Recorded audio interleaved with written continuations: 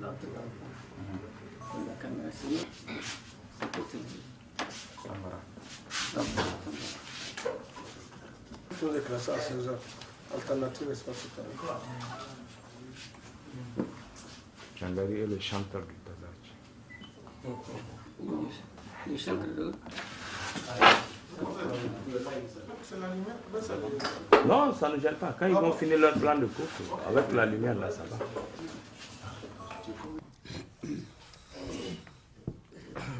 Chers amis de la presse, bonjour.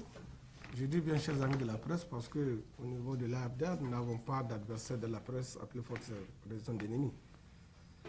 Je vous remercie donc d'avoir accepté cette invitation. Vous vous rappelez, le vendredi passé, le chef de file de l'opposition a animé une conférence de presse après avoir prononcé un discours, une déclaration. Et au cours de la déclaration, il avait invité tous les citoyens nigériens à une marche pacifique de protestation.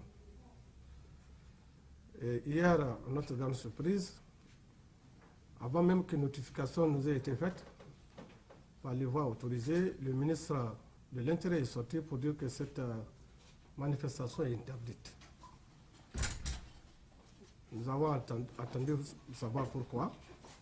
Et une notification nous a été faite vers 14h49, précisément par un huissier, pour dire, et dans la notification, on nous dit que la manifestation est interdite pour deux raisons.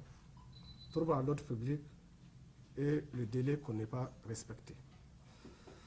Nous pouvons aller en référé, mais nous avons estimé que, à partir du moment où il y a un problème de délai qui se posait, parce que le trouble à l'ordre public pour nous n'était pas une raison, mais il y avait un problème de délai. Parce que les textes disent que c'est 5 jours francs, mais il se trouve que notre demande a été formulée le 21 mai, ça n'a été arrêté que le 22. C'est-à-dire le jeudi. Et vous comptez du jeudi au vendredi et au dimanche, ça fait 4 jours. Nous avons dit qu'à cela ne tienne, nous sommes respectueux du droit des lois et règlements de la République. N'oubliez pas que l'un des principes qui régit l'ARDR, c'était de ne rien faire en dehors de la loi. Nous avons dit donc, nous allons respecter cet arrêt, et cet arrêté du préfet-maire. Donc ce ne sont pas les intimidations, les élucubrations de Massaoudou qui nous a amenés à reporter cette manifestation, mais parce que nous sommes respectés des droits et règlements de la République.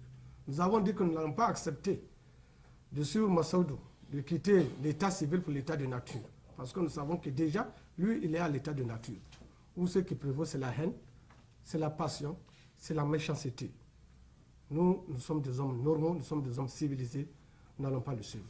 Donc, cela ne tienne. Dès le lundi, une nouvelle demande va être introduite, et Inch'Allah, notre marche va s'organiser. Nous demandons donc à nos militants de se tenir prêts et de continuer la mobilisation.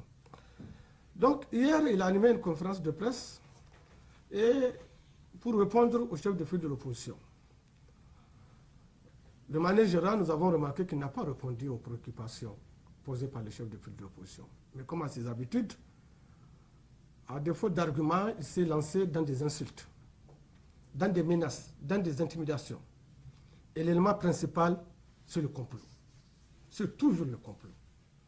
Cela ne se prend guère parce que dès que ce régime a été installé, dès ses premiers jours, il a vu le complot. Des complots qui se sont avérés tous faux. Mais il continue. Parce que, véritablement, c'est des partisans d'un régime stalinien, d'un régime fasciste, qui veulent instaurer la dictature au Niger. Son argumentaire s'est développé autour de 4-5 points. Certains points ne nous intéressent pas. Nous allons laisser les personnes concernées y répondre. Mais vous avez remarqué qu'il s'est focalisé particulièrement sur la personne de Saint-Omar, sur la personne de Hammamadou, et surtout sur le parti Lumana. Il a dit des contre-vérités, des mensonges comme à ses habitudes. Par rapport à la personne de Saint-Omar, il a parlé de 2 ou 3 choses. D'abord que Saint-Omar aurait tronqué son CV.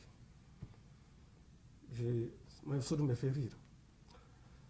Je pense que pour être Premier ministre, on n'a pas besoin d'un CV. Saint-Omar n'a pas fait un CV pour être Premier ministre.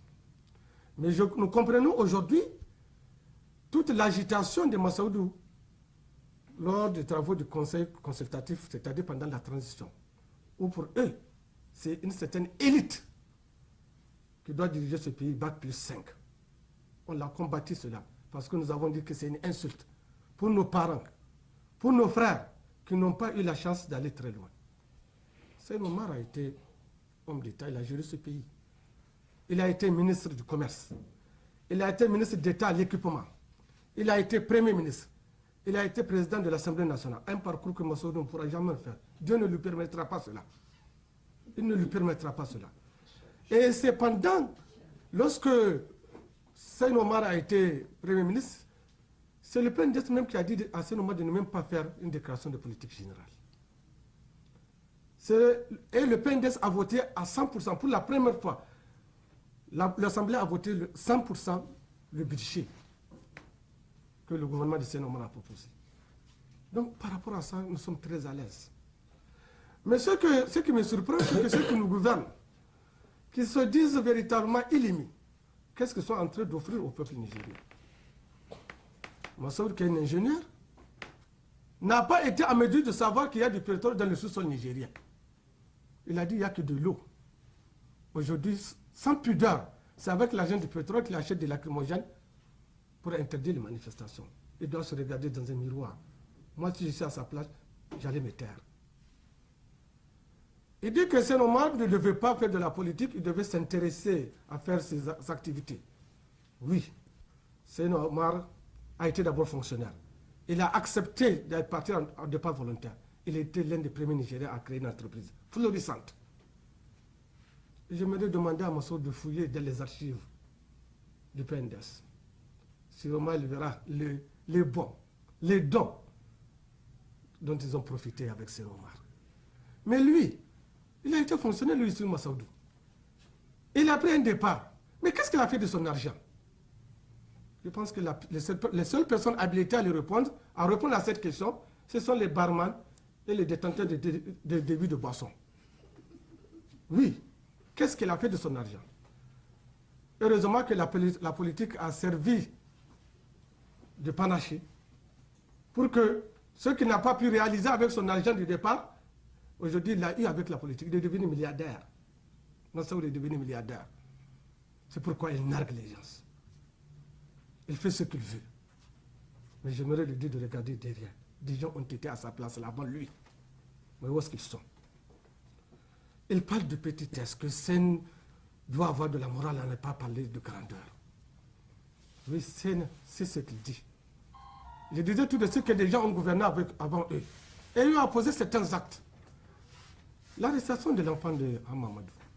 Il dit que ce n'est pas écrit sur le visage que c'est le fils de Hamamadou. Mais le fils de Hamamadou, ce n'est pas le fils de Massoudou, parce que Hamamadou même n'est pas Massoudou. Hamamadou est un homme d'État. Hamamadou se présente aujourd'hui à Maradi, il va être élu. Il se présente à Zender, il va être élu. Je ne parle même pas de Tilaberi. Massoudou ne peut même pas se présenter dans la brousse de Douchi, ni dans la brousse de Berni pour être conseiller. La preuve, même pour gérer la coordination de PNDS là-bas, il a été battu par une dame. Non, je pense qu'il doit avoir un peu de pudeur.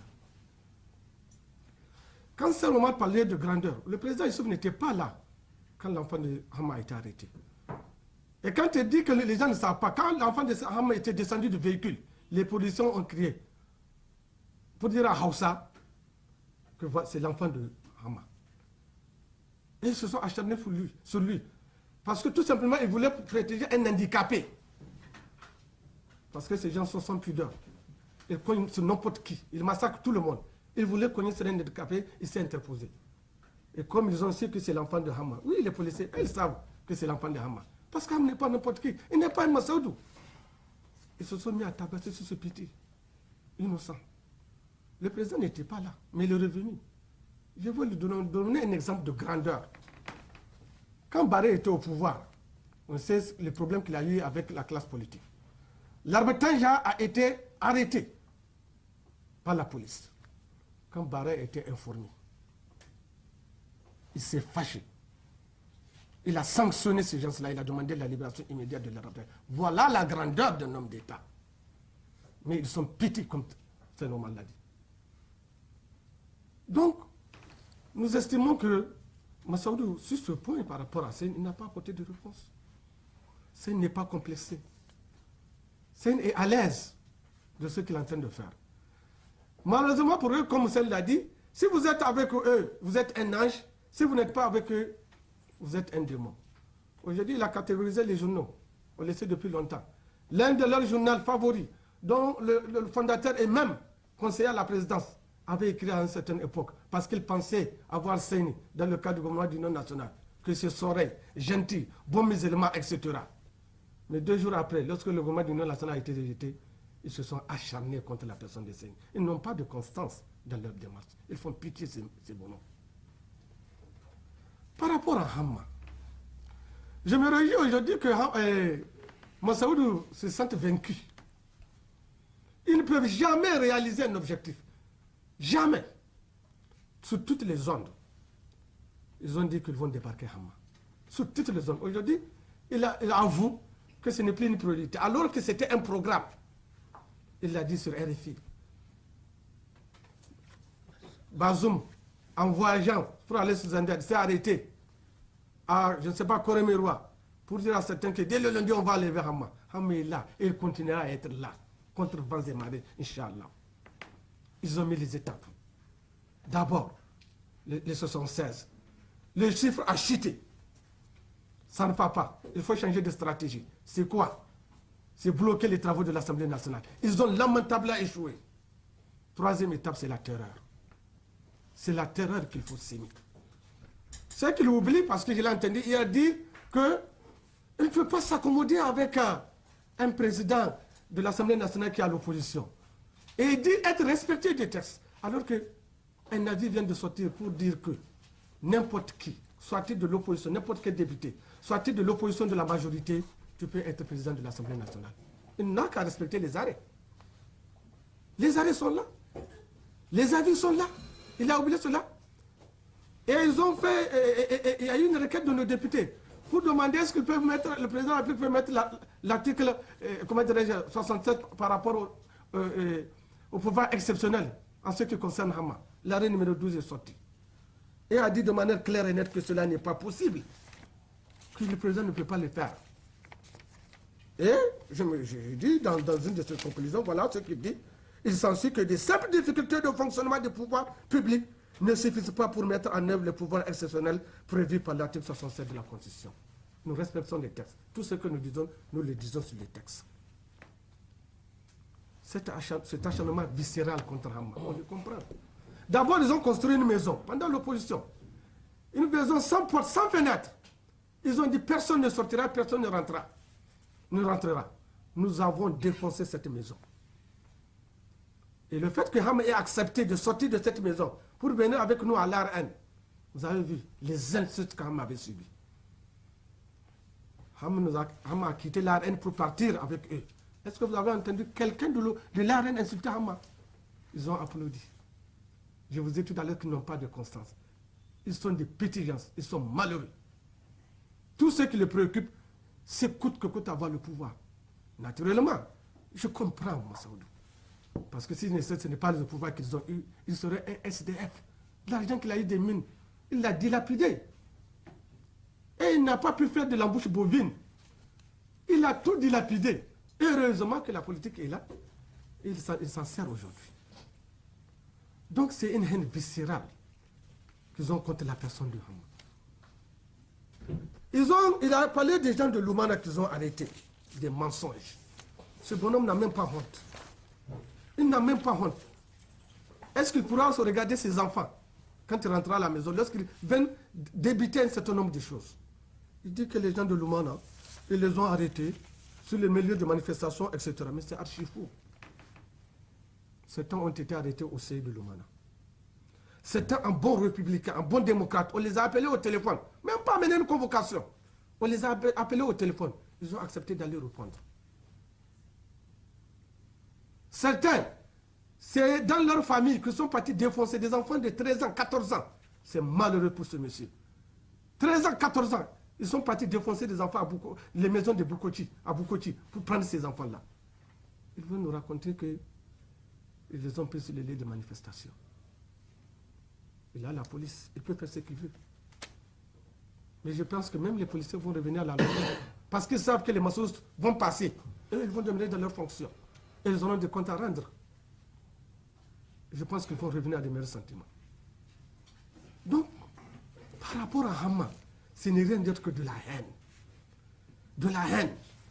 Et aujourd'hui, je me réjouis que nous ayons créé l'ARDR, l'Alliance pour la réconciliation. Vous vous rendez compte qu'aujourd'hui, le terme réconciliation est à l'ordre du jour. Massaoudou voit des ennemis partout.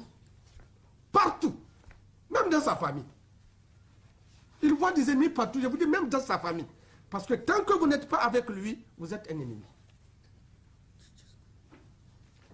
Cela n'est rien d'autre que ce qui s'est passé au temps d'Hitler, ce qui s'est passé au temps de Staline. Si vous n'êtes pas avec moi, vous êtes contre moi et je dois vous détruire. Sinon, comment aujourd'hui, regardez ce qu'ils ont fait. La classe politique, ils l'ont divisée. Ils ont eu le courage de prendre des décisions pour dire n'assister même pas aux manifestations. Vous avez entendu la dernière fois en sur Africa. De ne même pas assister aux manifestations des gens de l'opposition. Malheureusement, nous assistons. Heureusement pour eux, nous assistons. Parce que pour nous, ce ne sont même pas des adversaires. Les gens qui sont avec eux, qu'ils appellent des taxistes recyclés. Vous voyez combien ce monsieur-là n'a pas honte, il n'a pas de pudeur. D'abord, quand il dit que les opérateurs économiques ne doivent pas faire de la politique. Mais que fait Allemand dans son gouvernement? Que fait l'Adin Tchana dans son gouvernement? Que fait Zili à l'Assemblée? Que fait Mousse Qualité qui n'a jamais été à l'école une seule heure à l'Assemblée? Ce que ces gens-là, pour eux, ce n'est que de faire valoir. C'est des gens qu'ils utilisent pour débourser de l'argent.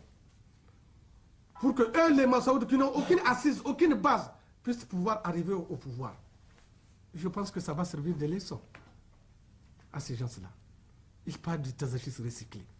Nous sommes à l'aise. Nous avons toujours dit que nous sommes les vrais Tazakis. Nous n'avons pas accepté d'être recyclés. Ceux qui sont recyclés, on les a envoyés chez eux pour les faire échouer. Et ils vont échouer.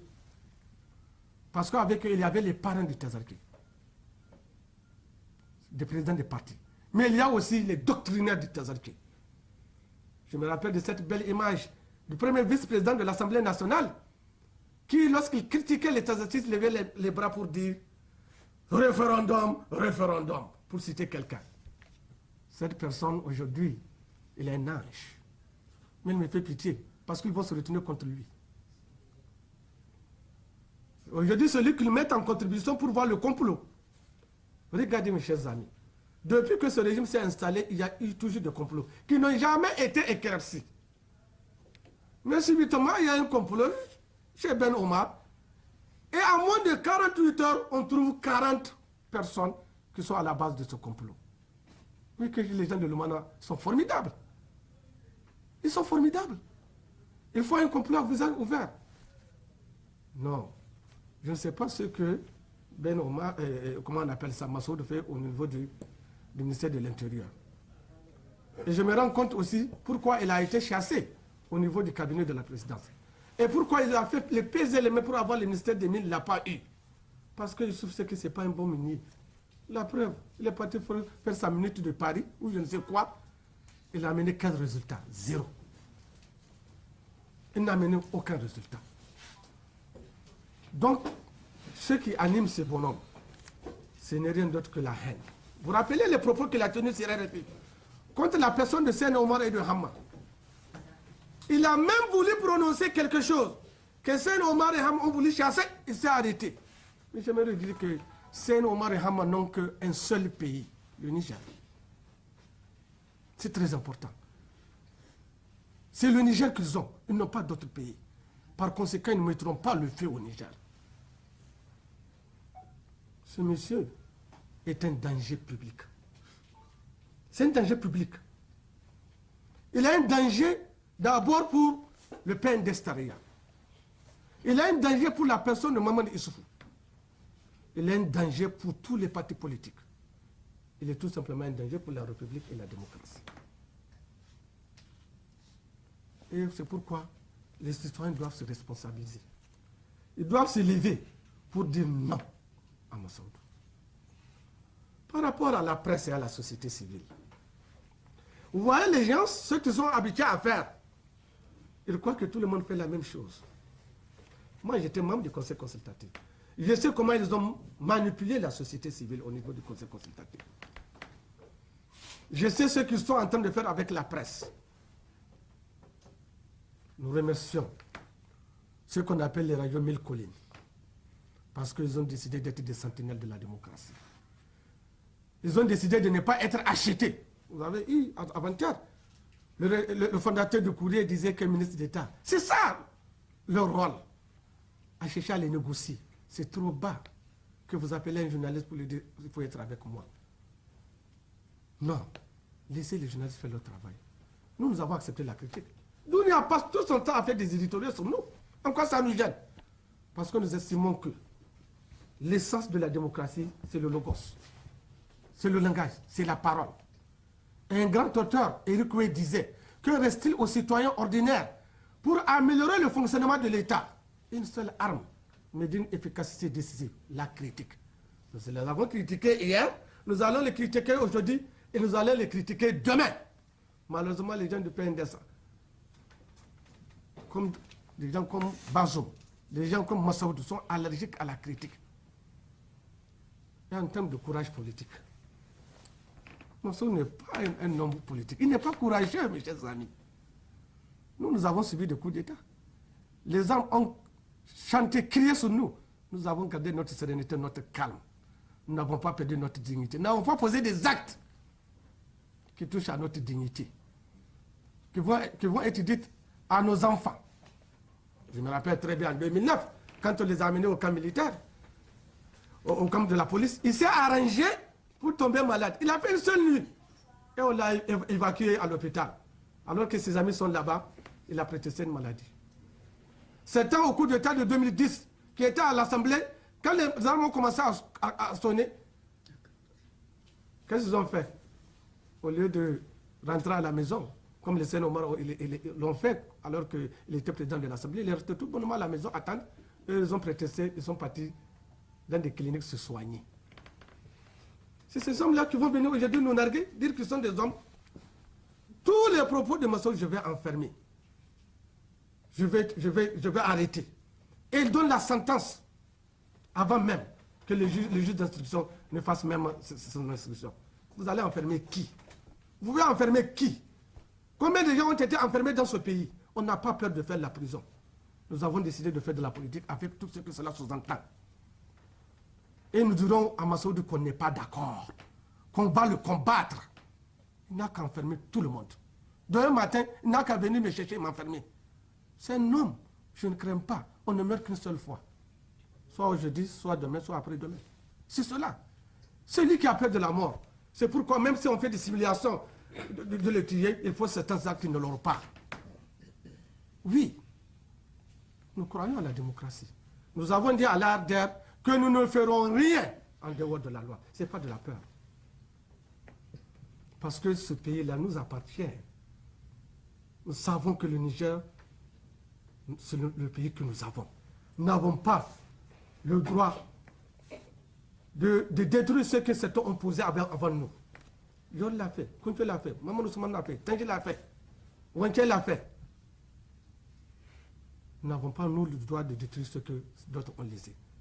Mais eux, ils sont prêts. Mais nous n'allons pas les suivre, j'ai dit, de l'état de nature.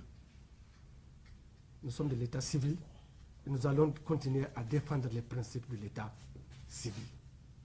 Mais nous disons à Massaoudou qu'il ne peut pas nous intimider, qu'il ne peut pas nous faire peur, qu'il peut enfermer tout ce qu'il veut. Mais il y aura toujours des hommes sur son passage. J'aimerais finir pour me dire qu'il me fait pitié, ce bonhomme. Parce que l'histoire ne le sait absolument à rien. Or, il a avec lui des historiens, des docteurs en histoire, qui doivent de temps en temps lui dire, regarde, sers-toi de l'histoire. Ce que tu es en train de faire, c'est ton l'homme fait avant toi. Mais à quoi ça les a servi? Hamamoudou, Sen Omar, Maman Ousmane, Sen Omar l'a dit ici, ils sont un. Tanja Mamadou et avec eux. Ils ont tout fait pour avoir Tanja. Ils ont même demandé à Tanja de les aider à faire certaines choses. En fin de compte, ils n'ont pas réussi. Leur mal aujourd'hui, c'est que cette chance que Dieu a donnée au Niger, quelle est cette chance? Que ces personnalités se retrouvent. C'est cette chance-là qu'ils veulent détruire. Mais ils ne feront pas détruire cette chance. Ces hommes, ils ont considéré qu'ils ont fait la politique ensemble. Il y a eu des moments d'incompréhension, ils continuent. Même dans ta famille, il y a des moments d'incompréhension. Et ça dit que parce que tu ne t'entends pas aujourd'hui avec ta femme ou ton enfant, tu vas divorcer. C'est pourquoi ces gens-là, même dans leur vie sociale, ils sont instables. C'est ça le drame. Même dans leur vie sociale, ils sont instables. Et cela se reflète sur la politique. Et cela se reflète sur la gestion du pouvoir d'État. Et nous aimerions leur dire que nous sommes là. Nous sommes là, nous avons été là hier. Nous sommes là aujourd'hui. Nous serons là demain. Et après-demain. Nous n'avons pas peur d'eux. Ils ne peuvent pas nous intimider. Nous demandons à nos militants de demeurer sereins. Nous demandons à nos militants de continuer. J'ai entendu qu'ils disaient que c'est la population qui a dénoncé, etc., etc. Nous, on le remercie qu'il ait interdit ce week-end-là. Ce n'est même pas lui qui a interdit. C'est la loi qui a interdit. Une loi que nous avons votée, c'est une loi de 2004. Nous sommes respectés de ce que nous avons fait. Je me rappelle très bien, un ancien du PNDS, pendant la transition, me disait ceci, Salatou. Le PNDS, Salatou, va avoir le pouvoir. Et vous allez voir quelque chose que vous n'avez jamais vu. Il dit quoi? Il dit, ces gens, la loi, c'est du papier pour eux. Du papier hygiénique. Et à l'épreuve des faits, je me rends compte véritablement que c'est cela. C'est pourquoi nous demandons aux Nigériens de se lever pour défendre la démocratie, pour défendre l'état du droit. C'est pourquoi quand ils appellent les gens de l'Oumana, n'importe qui, au téléphone, venez à la PJ, les gens vont. Parce qu'ils savent qu'il y a une loi. Ce n'est pas Massoud qui peut régenter tout, non. Vous avez vu, on appelle quelqu'un au téléphone pour te dire, venez, on va t'enfermer, il va. Massoud ne pourra jamais le faire.